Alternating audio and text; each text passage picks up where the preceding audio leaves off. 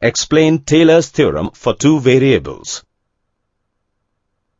We know that according to Taylor's theorem, any continuous function can be approximated as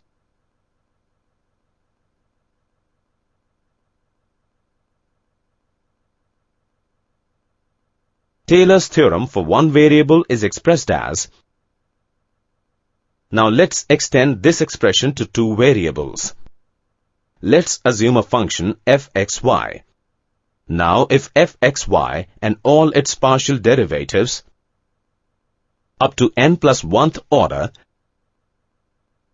exist and are continuous about the point x0 and y0, then Taylor's theorem will be where h and k represent the small neighborhood about x0 and y0, and Rn is the remainder or error term which is given by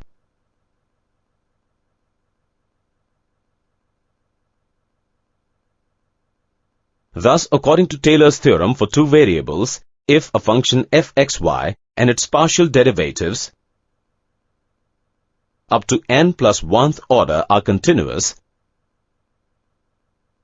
in an interval r square containing a point x0 and y0, then the Taylor's expansion of fxy about the point x0 and y0 is given by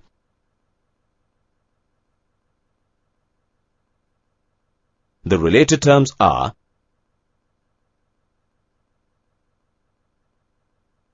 Question. Remember keywords. Related terms are Remember diagram. Remember theorem.